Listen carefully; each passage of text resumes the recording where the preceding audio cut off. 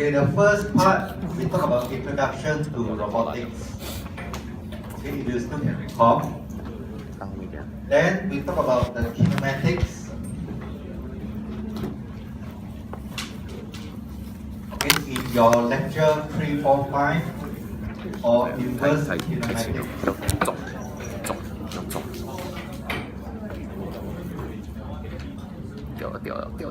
Okay, you talk about these two in your lecture so far until now. So I'm going to cover, sorry, 1 to 5. So from lecture 6 onwards, okay, I'm going to tell you what to expect. 6 and 7, we are going to talk about differential motion. Okay, I'm going to explain the word differential later and how does it relate to your kinematic and inverse kinematic that you have learned so far.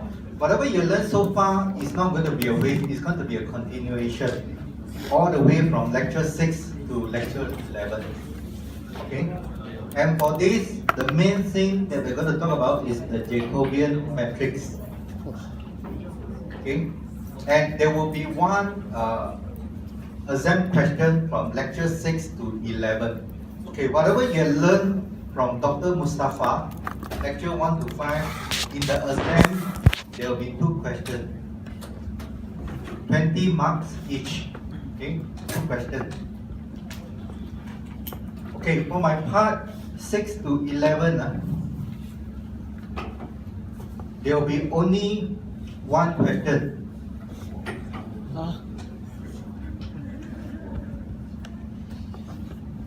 Okay, but the reason is, okay, why we only have 1 question here? Because whatever you learn in the front is going to be a continuation to here. And you're going to see that the topics we're going to cover, it's not going to be easy. Based on last few years students' experience, they will find that out of the 3 questions, okay, sometimes they may choose the 2 questions here. Sometimes if they find that the DH representation is a bit difficult, so they will do 1 question here. But I would say most of the time, students will attempt this question. Okay, and the reason is, if the question come out is on Jacobian matrix, okay, you're going to see in the next lecture, the steps are very systematic. Okay, it's something like what you learn in the poly. In the poly, you just follow the instructions step by step. Step 1, do this, step 1. And you're going to find that to construct the Jacobian matrix, the steps are very systematic. So that is the reason why students find, if the question is on Jacobian, they will straight away attempt this. Almost 20 marks. They will straight away get it. Okay? But it depends on your luck. Last year, it came out from lecture 8-9. Lecture 8-9, what do we cover? Basically, we cover the dynamics. That means all your mechanics, the gradient, whatever, will be covered here. Okay, so the dynamics part have a lot of derivations and the steps are quite long. Okay, last year, the dynamic question came out in the exam. Very few students have attempted, less than 10 students. Because they find that although it's still okay, still can do, but the steps are too long. Okay? So it really depends on your preference. Okay? So like what I say during the revision class, okay, please come up. So I will give you a bit of hints which one will come up. Okay. The last revision lecture. So you vote for the best teacher. Best teacher award. Well, still like poly student.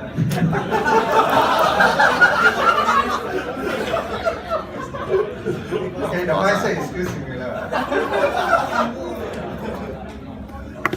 You know what is the common question I always receive from the poly students? Sir, this one will come out.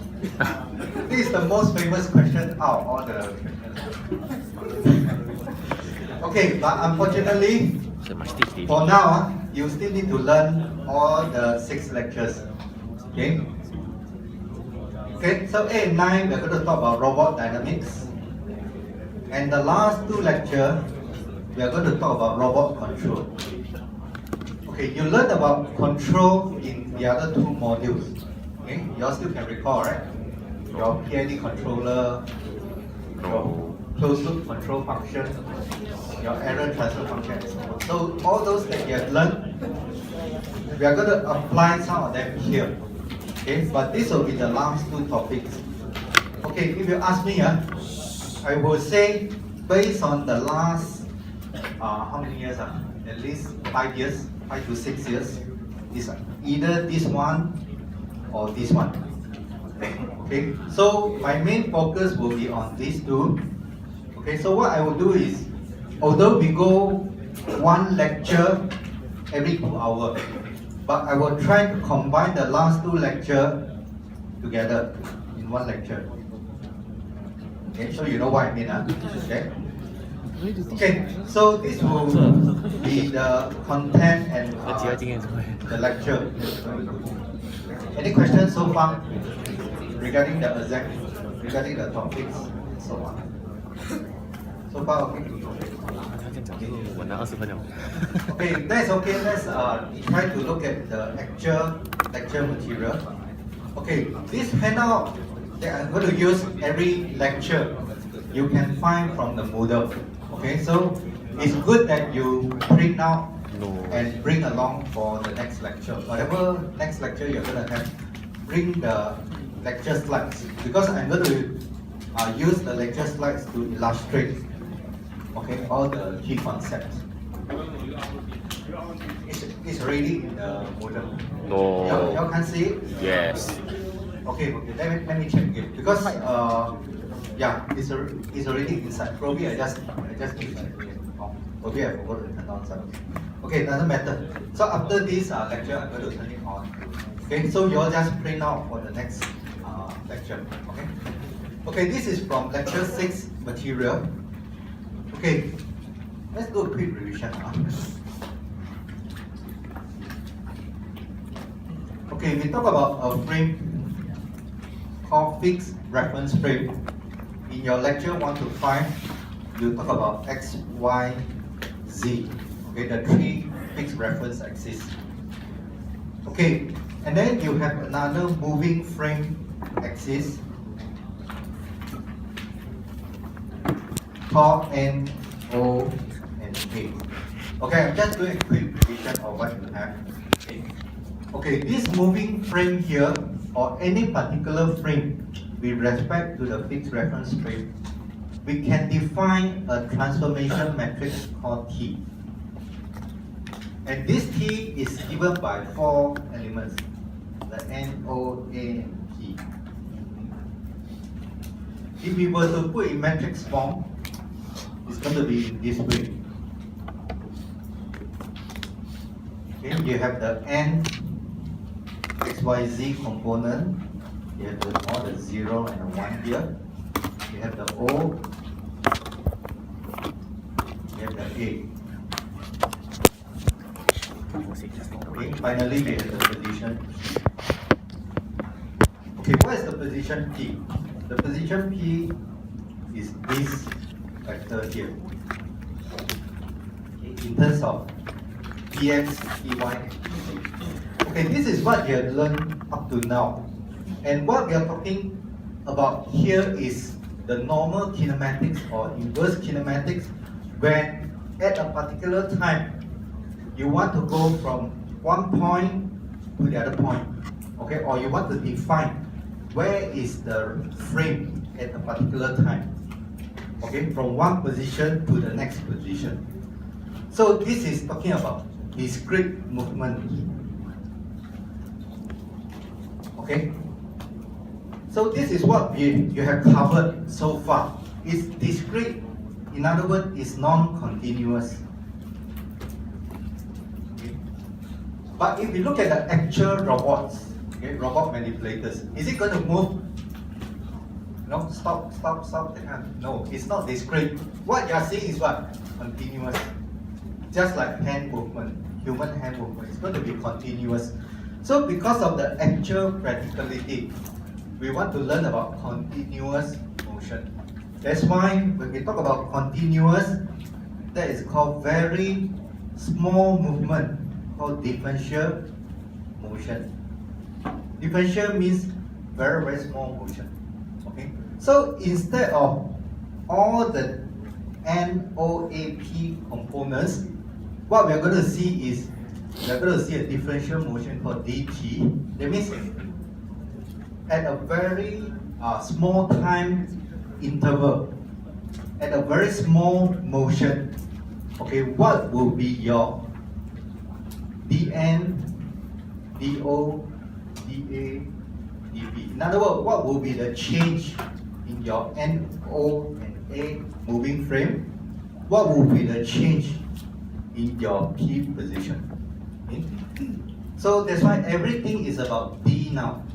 dNx, dNy, dNz, dOx, dOy, dOz. So everything have a differential notion.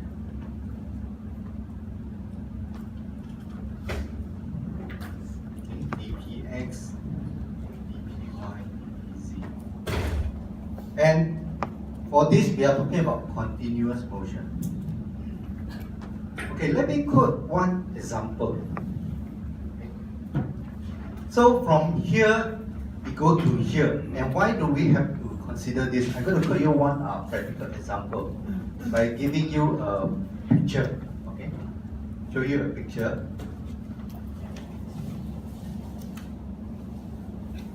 Okay, this one have your copy read.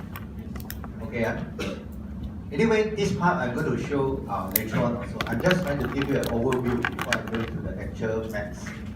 Okay, the next thing I'm going to show you is, let's say you have a robot arm.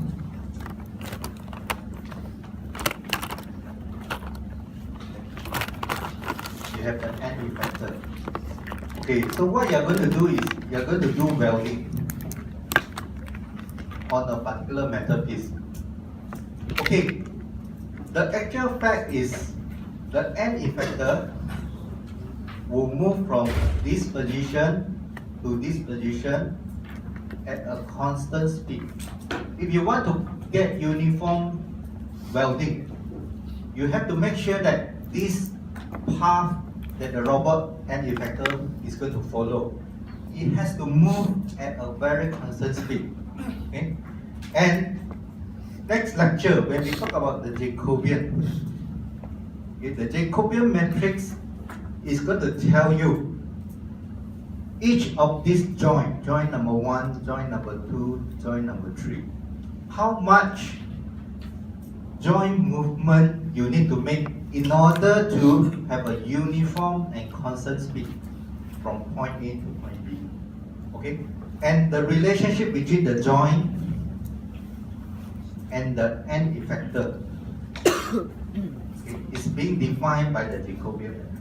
So we are going to see in detail next lecture. How do we relate the two together? So far what you have learned, you only know, okay, the discrete movement from point A to point B.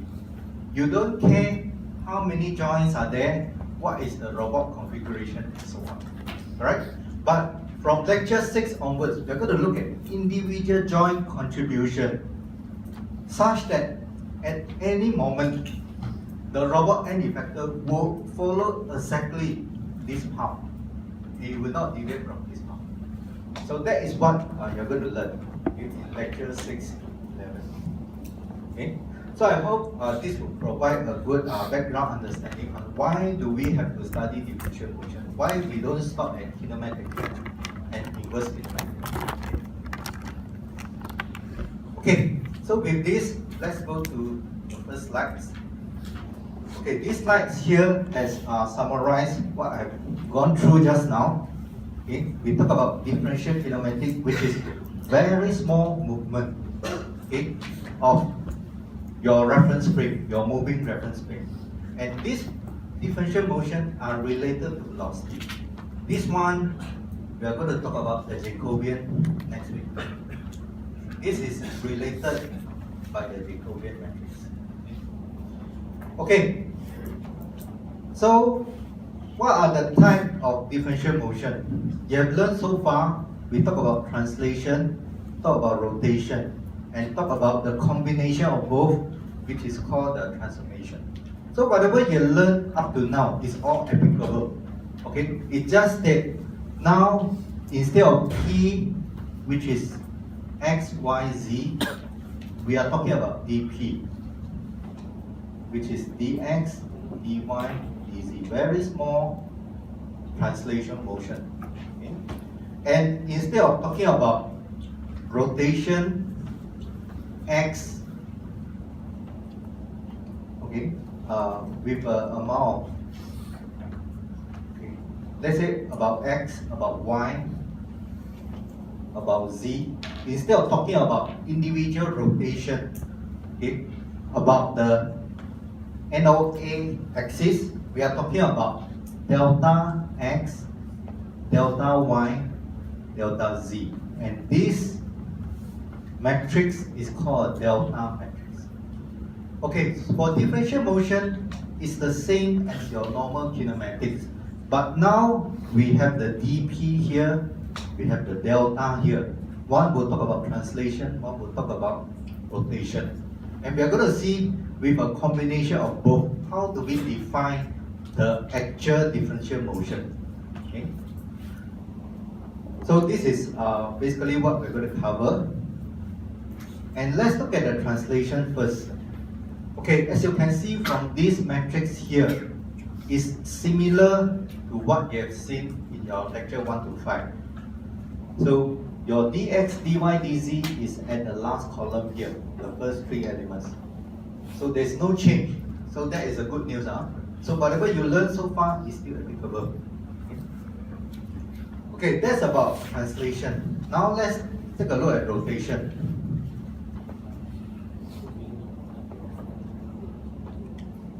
Okay, for the rotation part,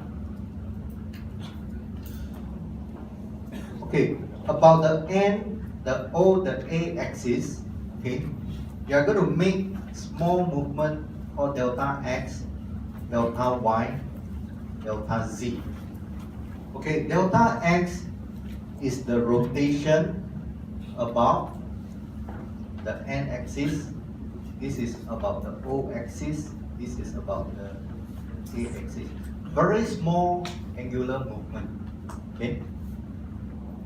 So because of that, because these angles are small, the amplitude is small, the values are small. So we are going to use what we call small angle approximation. Okay, which you should be quite familiar, okay, from your normal mathematics, which state that sine for a given angle is equal to that angle itself. Cosine of that angle, because it's very small, it will be assumed to be 1. So we are going to make these two assumptions for the transformation matrix later. Okay? Okay? Okay. So let's take a look at all the rotation matrices. Okay? For your rotation X, rotation Y, rotation Z. Okay, you are very familiar with this formula. Rotation X, this will talk about the axis, this will talk about the angle. Okay, this is the notation you have used in lecture 1 to 5. I'm going to use the same notation. Okay? Okay, so 1, 0, 0, 0. Okay.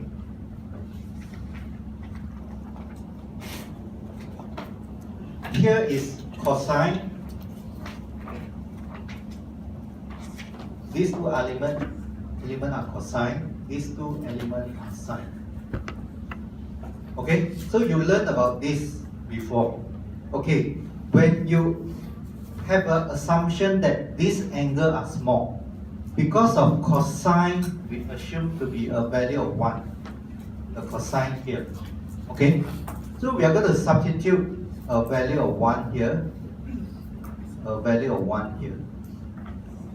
Okay, and then the sine here and the sine here will be replaced by the angle itself. That's why you have this, and a 1 and a 1. Okay.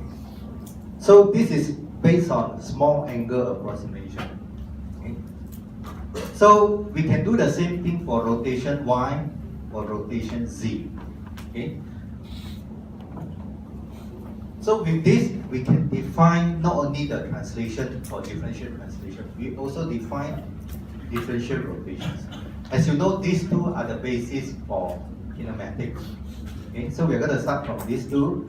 And now, for differential rotation, okay, which is different from the normal kinematics, we are going to use a rotation about a general axis. That means we are not going to talk about rotation about X, about Y, about Z separately. So what we are going to do is, instead of X, Y, Z, we are going to define a more general axis called K. And then the rotation we are going to talk about is a rotation about the axis K. Okay? And K here is a sequence of rotation X, rotation Y, rotation Z.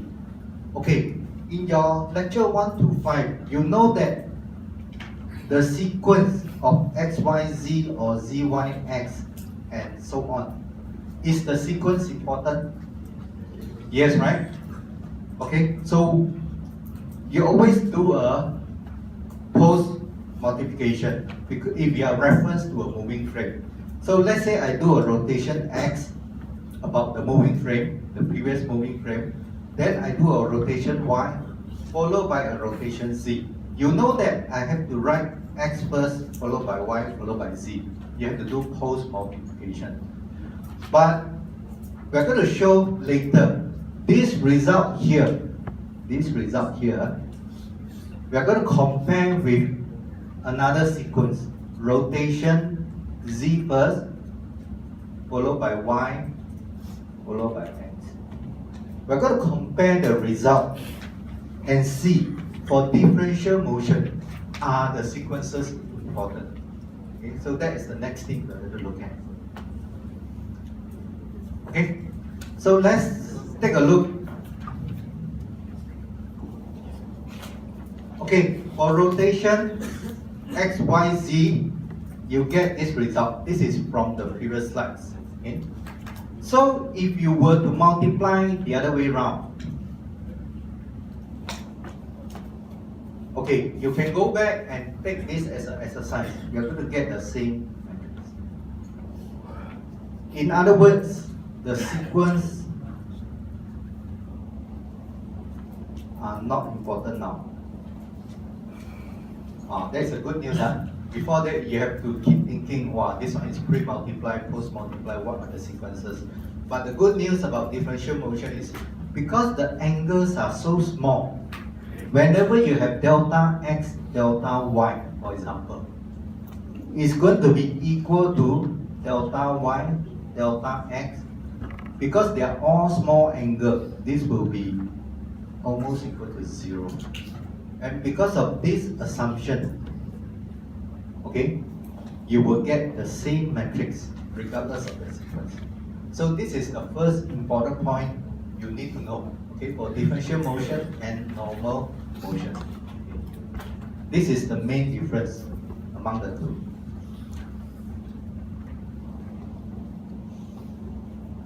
Okay, the next thing we're going to cover is the differential transformation, just like your normal kinematics. Okay, and this is the one that we're going to talk about. Okay, differential motion here. Okay, we want to talk about a frame. Just now we say that a frame T, okay, this is the frame T, defined by the N, O, and A axis. If there is a small motion, there's a dt here, the new position or the next position, okay, will be defined by a new matrix T. And this new matrix T will be a result of T plus dt. Okay? Wow. Wow, very difficult. I have to turn my head 90 degrees. Okay. So we are going to talk about how to find the new frame as a result of the differential movement of dt. Okay? So from this relationship, first of all, we can say that dt is equal to t new minus t, the previous reference frame. Okay? Okay, bear in mind, the t here is always with reference to fixed reference frame. Okay? So that is always the important thing, because we define t as NOAP, and these four matrices are with respect to the fixed reference frame. So up to now, we are always talking about the fixed reference frame. So same thing for this new frame, is still with respect to the fixed reference frame. Later you're going to see, we are going to talk about the reference with respect to the previous moving frame. So that is what we're going to see next. Okay, and the other thing we are going to define is this T new, okay, which is T plus dt. We can have a combination of translation and rotation. So is the sequence important?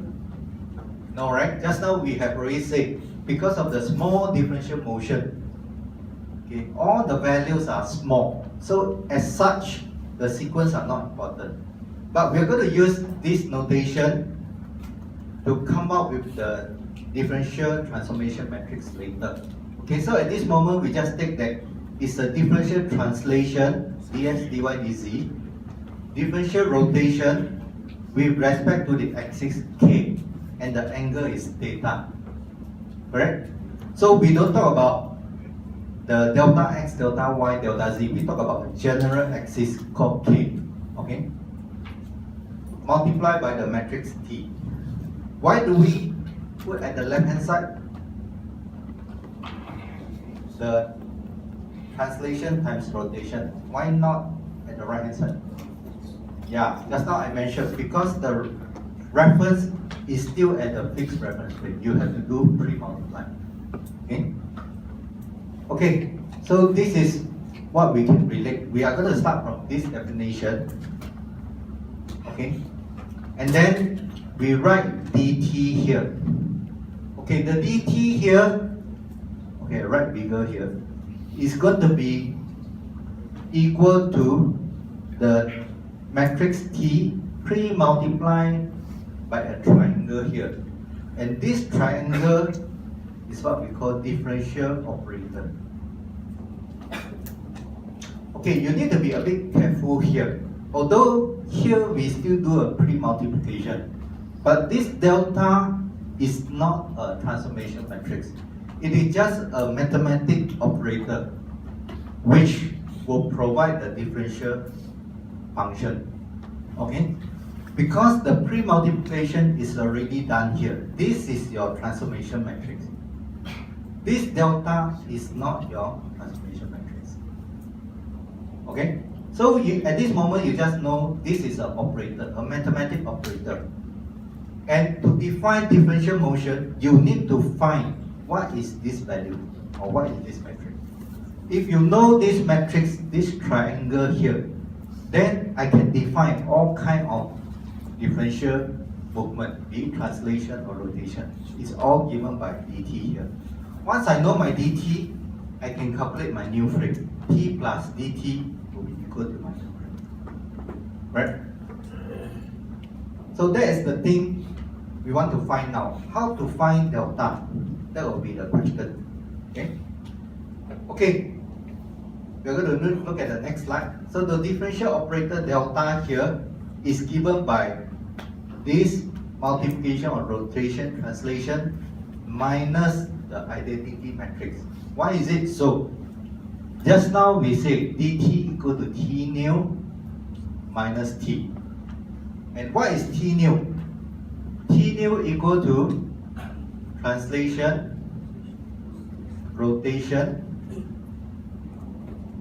okay, multiplied by your matrix T, right? And then you minus T, the second term.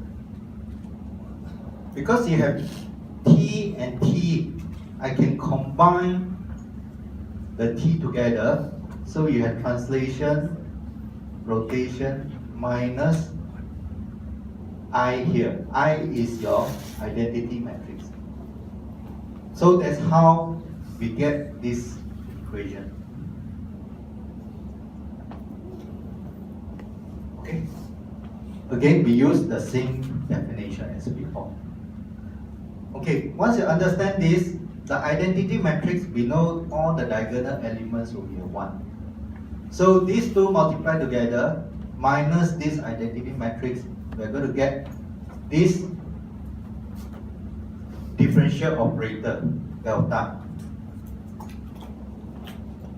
Okay, if we look at delta, the good news is, again, it looks very similar to your transformation matrix. You have the D component here in the last column, dx, dy, dz. And then all the off diagonal elements are your z, your y, your x rotations. Okay, very well defined, very similar to what you learned in the normal mathematics. So that is the good part. Okay, so this structure, okay, will define your differential motion. As we say, differential motion equal to delta multiplied by t. If we know delta, if we know all the dx, dy, dz, delta x, delta y, delta z, these 6 variables will define your delta function. We need to find 6 variables. Okay? So once we know these 6 variables, we put into the matrix form, we pre-multiply with t, then we are going to define the differential motion. So chapter 6 and 7 is all about finding this differential motion.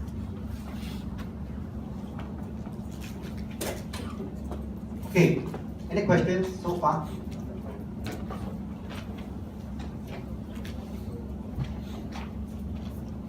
Okay, okay, we have another 4 slides. Okay, let's try to finish this before we take a break. Okay. Okay, let's go to the next slide.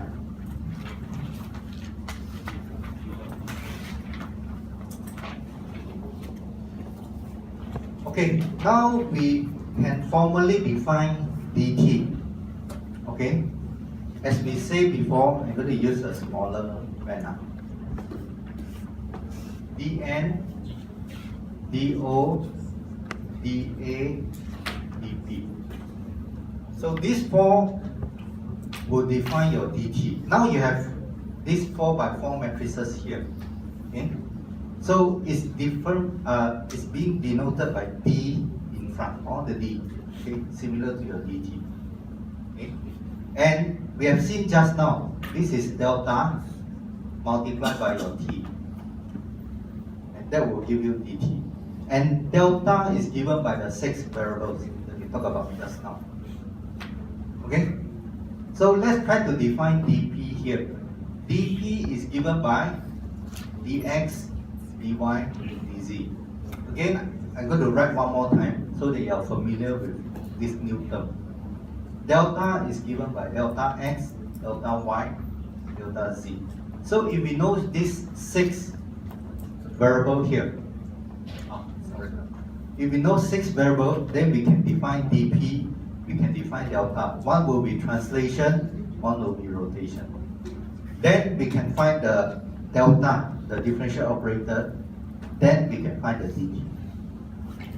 Okay. So this is how it linked together.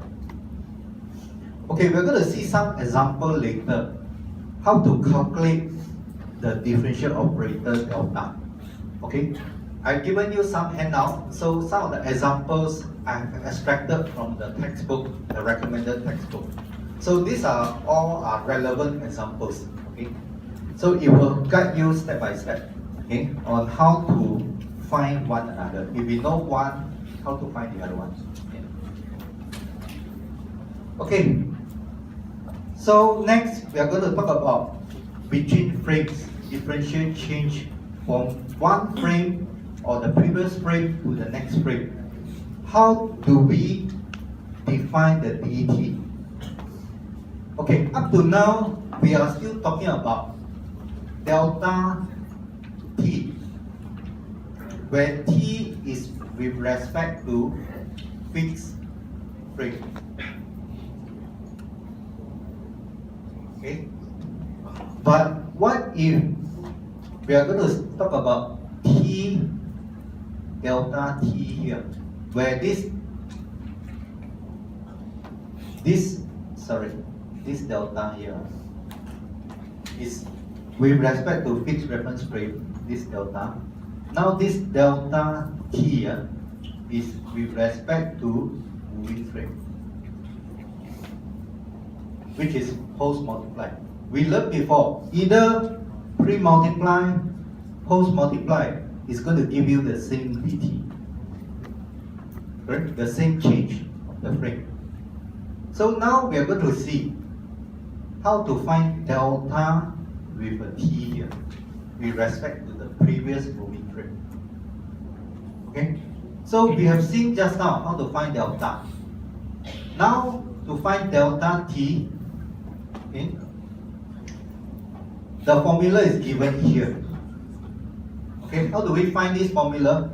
We just multiply both sides of the equation by T minus 1, T minus 1. At both sides, at this side and this side, you just multiply by T minus 1. Then, at this side, you will get delta T, the right hand side. Then I put here. Then here will be T minus 1 delta T. Okay? In other words, delta T is equal to T minus 1, the inverse of matrix T, multiplied by delta, multiplied by T. Okay, you can convert among each other using this relationship, either with respect to moving frame or with respect to the fixed frame. Okay, your T and T minus 1 will come. Okay.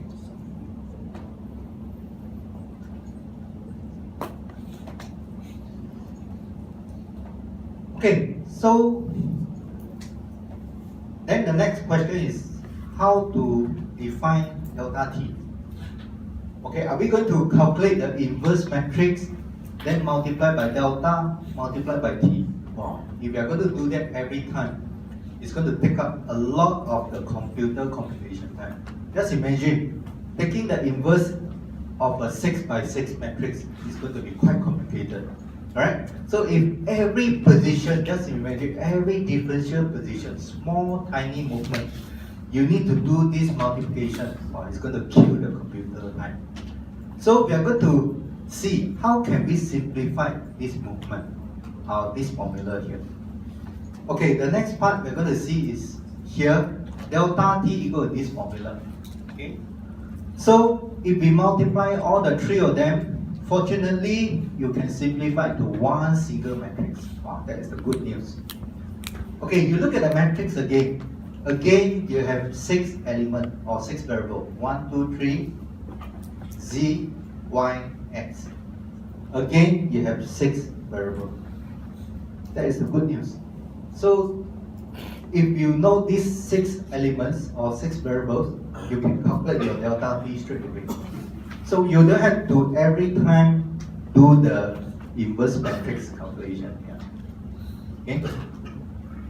So the key question now is, what is delta X, delta Y, delta Z with respect to the previous moving frame? How to find them? What is dx, dy, dz with respect to the previous frame T? If we can have a mathematical relation between these 6 variables, then we just need to do one matrix, single matrix calculation, and that will save up a lot of computer calculation.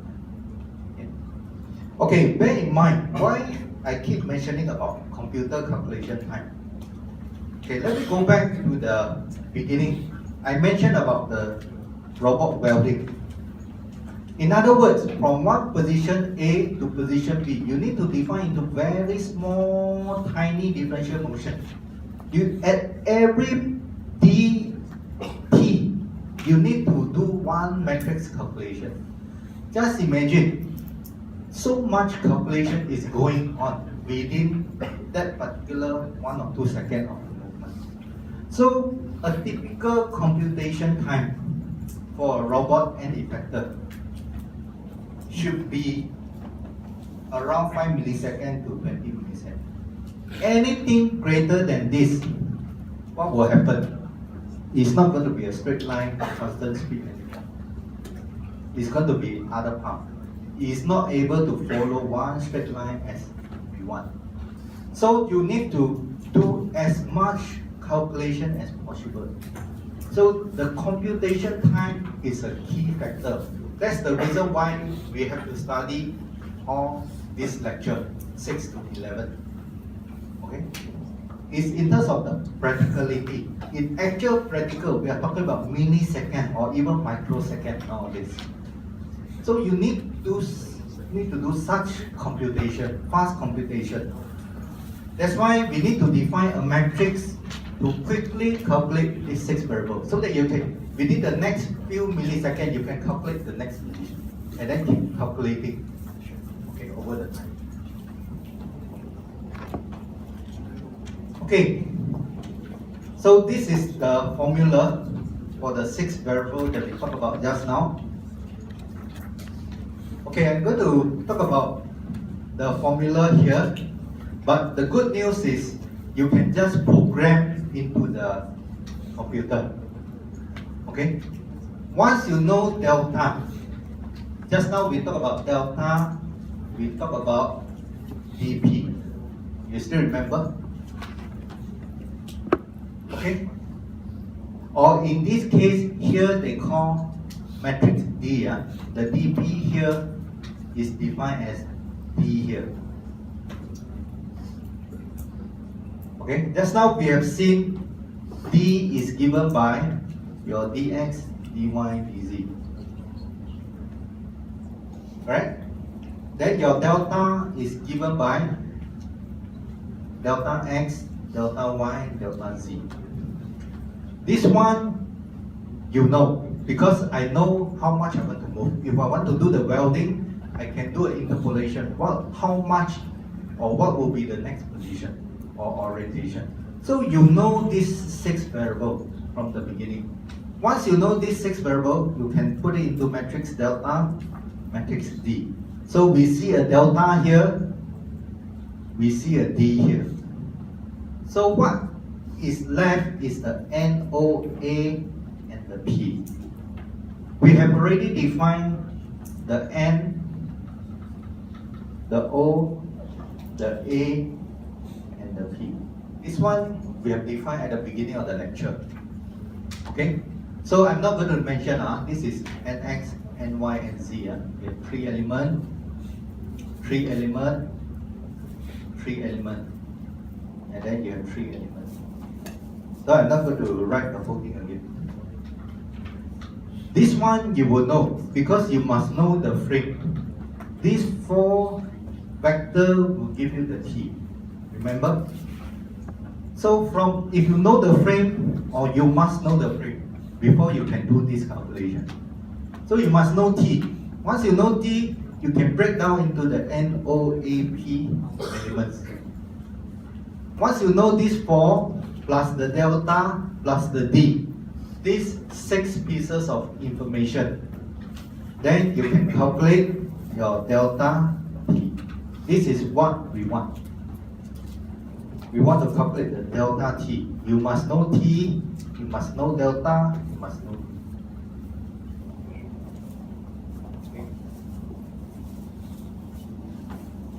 Okay, once you know them, this dot here is the vector dot product.